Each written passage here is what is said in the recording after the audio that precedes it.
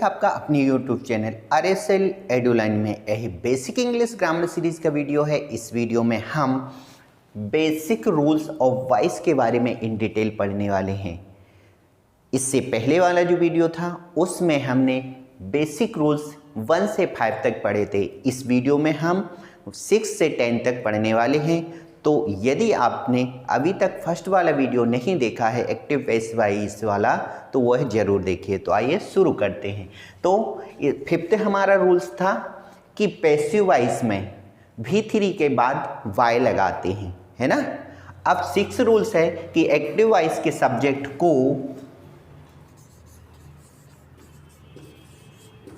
परिवर्तित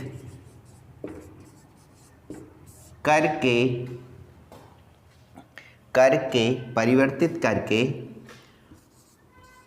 बाय के बाद आफ्टर लिखते या बोलते हैं। तो 5th रूल्स हमारे क्या था कि V3 के बाद हमें बाय का यूज करना है। और 6 रूल्स क्या है, एक्टिव वॉइस के सब्जेक्ट को परिवर्तित करके बाय के बाद लिखते या बोलते हैं। एग्जाम्पल देखते हैं।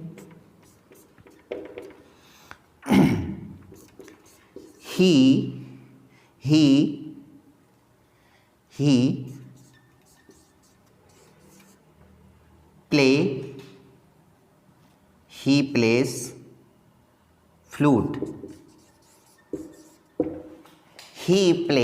flute। है ना। तो यह जो है प्रेजेंट सिंपल का सेंटेंस है, प्रेजेंट सिंपल का। तो सबसे पहले हमारा क्या है, रूल्स के अकॉर्डिंग हमें सबसे पहले ऑब्जेक्ट सबसे पहले लिखना है। तो सबसे पहले हम देखते हैं, ये सब्जेक्ट हो गया, ये आपका वर्ब हो गई और ऑब्जेक्ट हो गया कल। क्योंकि हमारा फर्स्ट रूल है कि ऑब्जेक्ट को परिवर्तित करके हम सबसे पहले लिखते हैं। तो फ्लूट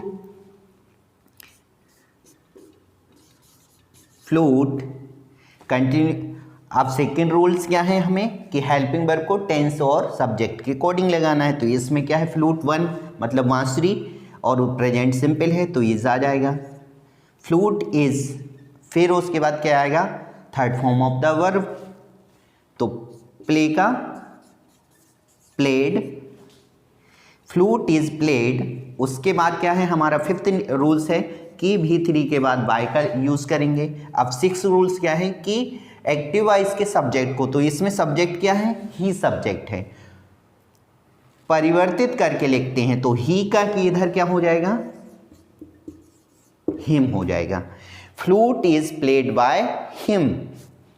ही प्लेस फ्लूट, वह बांसुरी बजाता है।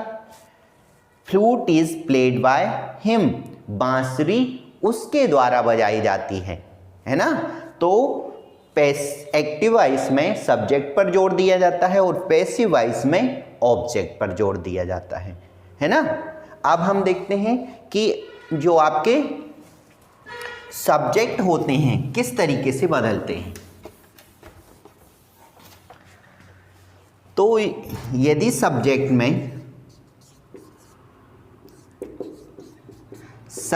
में क्या है आपका, आई है तो मी हो जाएगा। सब्जेक्ट में बी है तो अस हो जाएगा। सब्जेक्ट में यू है तो यू ही रहेगा।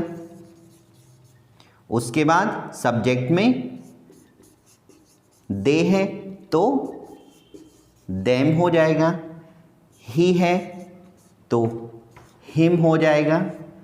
सी है तो सी का हर हो जाएगा। और इट है तो इट का इट ही रहेगा। और कोई भी नेम है तो नेम का नेम ही रहता है। कोई भी थिंग है, जैसे अभी फ्लूट थी तो फ्लूट क्या है, बदलती नहीं है, वही रहेगा। तो इसके अकॉर्डिंग हम क्या करते हैं, सब्जेक्ट को बदलते हैं, है ना। तो अब आता है नेक्स्ट 7th। सेवेंथ क्या है आपका? सेवेंथ कम महत्व वाले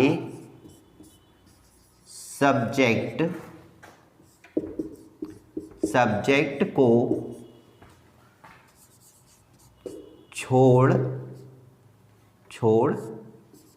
देते हैं, है ना। जो कम महत्व वाला सब्जेक्ट होता है तो उसमें जब हम पैसिव बनाते हैं तो उसको छोड़ देते हैं। इसका एग्जाम्पल हम आगे देखेंगे, है ना। अब आपका आता है एट्थ रूल क्या है आपका? शेष शब्दों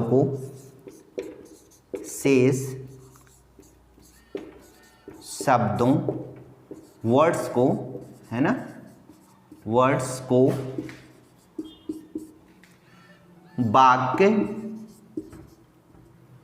वाक्य के पूर्व बिफोर या वाक्य के सेंटेंस के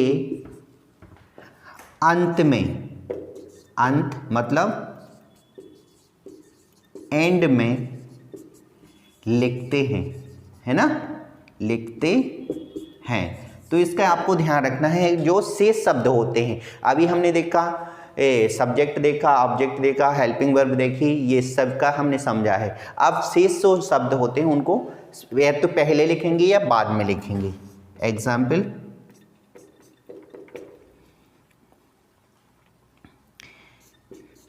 ही pushed me yesterday, है ना।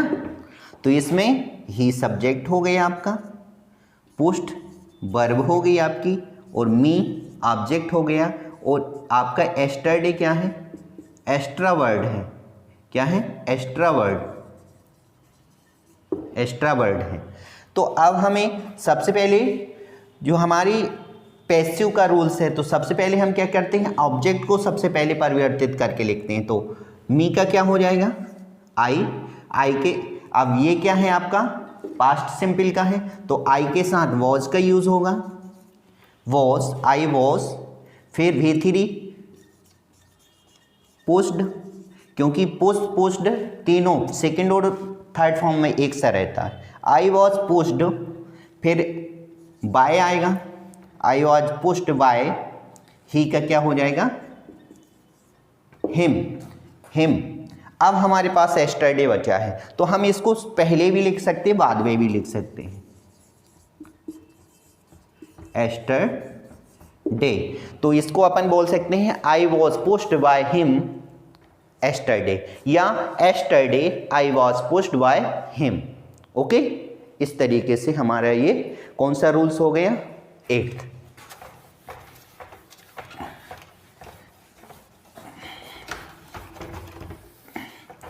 अब आपका 9th आता है। 9th एक्टिव वॉइस का वाक्य सेंटेंस निगेटिव हो तो पैसिव वॉइस में प्रथम हेल्पिंग वर्ब सहायक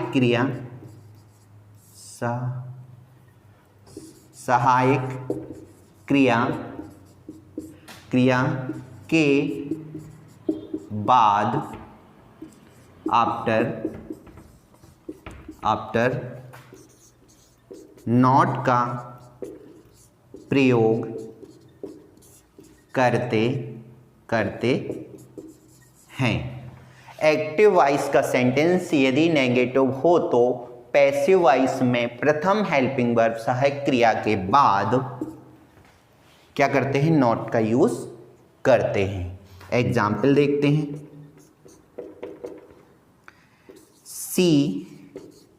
सी हैज नॉट कुक्ड फूड, है ना। सी हैज नॉट कुक्ड फूड, ये क्या है आपका प्रेजेंट परफेक्ट का है। किसका है, प्रेजेंट परफेक्ट का, है ना। तो नेगेटिव है। अब इसको हम क्या करेंगे, जब हम पैसिव में बदलेंगे, किसमें, पैसिव में, तो फूड इसमें क्या है, ऑब्जेक्ट है। तो फूड ये कौन सा है आपका, परफेक्ट का है, तो इसकी हेल्पिंग वर्ब हैज ही लगेगा, हैज तो लगेगा। उसके बाद नॉट का यूज होगा, नॉट। और एक्स्ट्रा हेल्पिंग V3 है, तो हमारा रूल से कि यदि V3 हो तो एक्स्ट्रा एक हेल्पिंग वर्ब लगी, कौन सी, been. Food has not been cooked by her, food has not been cooked by her. तो इसमें देखिए हैज जो है आपकी कौन सी हेल्पिंग वर्ब है, फर्स्ट हेल्पिंग वर्ब, और बीन जो है सेकेंड हेल्पिंग वर्ब है, सेकेंड हेल्पिंग वर्ब है। तो हमारा ये रूल्स है कि यदि एक्टिव नेगेटिव है तो प्रथम हेल्पिंग वर्ब के बाद नॉट का यूज करते हैं, है ना। तो प्रथम helping verb, first helping verb आपकी हैज है और बीन सेकेंड हेल्पिंग वर्ब है। ओके,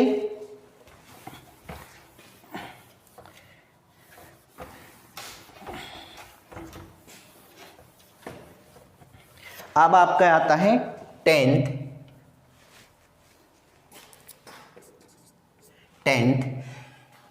एक्टिव वॉइस का सेंटेंस इंट्रोगेटिव हो तो प्रथम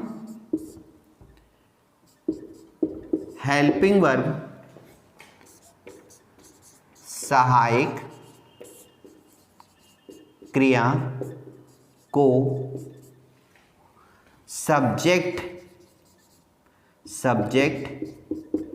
के पूर्व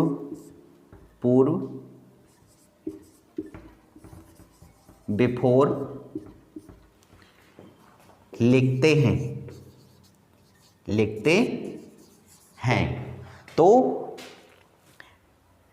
प्रथम, यदि आपका एक्टिव वॉइस जो है इंट्रोगेटिव सेंटेंस है तो प्रथम हेल्पिंग वर्ब को सब्जेक्ट के पूर्व मतलब पहले लिखा जाता है। अब एग्जाम्पल देखते हैं हम। Is she calling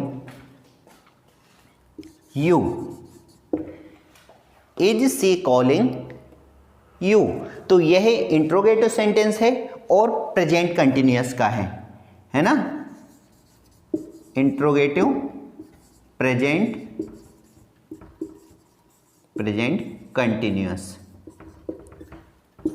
continuous. तो अब इसके बाद यू आपका सब्जेक्ट है, तो पहले यू सब्जेक्ट हो गया। हेल्पिंग वर्ब को क्या करना है आपको, सब्जेक्ट के पहले, तो यू के साथ क्या लगेगा, आर। आर यू अब बीइंग क्यों लगेगा, क्योंकि जब फर्स्ट फॉर्म के साथ आईएनजी होता है तो बीइंग लगता है, एक्स्ट्रा हेल्पिंग वर्ब। तो are you being called, third form आएगा बाय, और सी का हर हो जाएगा, question mark. Are you being called by her, तो आपने इसमें देखा कि इंट्रोगेटिव था, तो इंट्रोगेटिव जब रहता है तो सब्जेक्ट के पूर्व, तो यहाँ यू क्या है, सब्जेक्ट है, उसके पहले हमने हेल्पिंग वर्ब का यूज, आर का यूज किया है। Are you being called by her. यह है आपका क्या था 10th रूल्स। अब यहाँ 10th रूल फिनिश होते हैं। यहाँ हमें क्या देखना है, एक बेसिक फार्मूला होता है जो सब टेंस के लिए चलता है। बेसिक फार्मूला क्या है, basic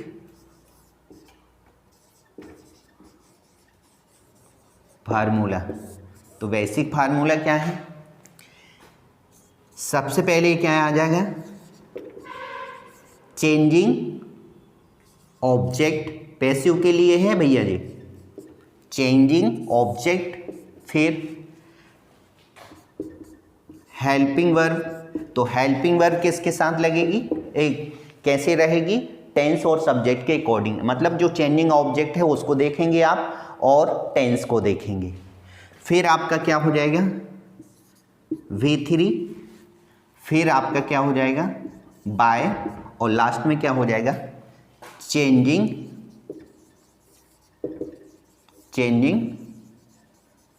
subject, changing subject, last में चेंजिंग सब्जेक्ट आएगा। तो यह क्या है पैसिव वॉइस के लिए है, बेसिक फार्मूला पैसिव वॉइस, क्योंकि सारे टेंस जो होते हैं वो एक्टिव में होते हैं। एग्जाम्पल देखते हैं,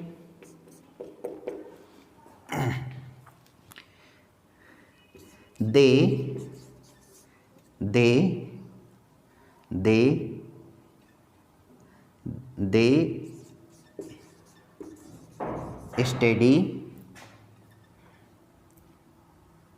study English, they study English, है ना। तो सबसे पहले इंग्लिश ऑब्जेक्ट है, चेंजिंग ऑब्जेक्ट, तो इंग्लिश बदलेगा नहीं, ज्यों का त्यों रहेगा, तो इंग्लिश हो जाएगा। ये क्या प्रेजेंट सिंपल में है, तो इंग्लिश के साथ इज का यूज होगा, इंग्लिश इज। अब आपका V3 स्टडी, तो स्टडीड हो जाएगा STED, स्टडीज बाय देम। तो देखिए चेंजिंग ऑब्जेक्ट यहाँ, लेकिन इंग्लिश चेंज नहीं होता तो इंग्लिश ही आएगा। हेल्पिंग वर्ब हमने सब्जेक्ट मतलब इंग्लिश सिंगल है तो इज, और ये प्रेजेंट का है तो इज का यूज़ किया है। स्टडी का स्टडीज हो गया, थर्ड फॉर्म हो गया, उसके बाद बाय लगाते हैं, थर्ड फॉर्म के बाद बाय लगाया, और चेंजिंग सब्जेक्ट, तो यहाँ दे का क्या हो गया देम हो गया। इसके अकॉर्डिंग आप बना सकते हैं। एक और देखते हैं एग्जाम्पल,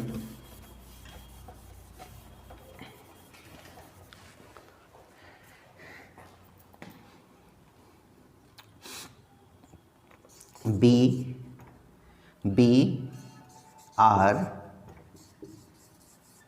कॉलिंग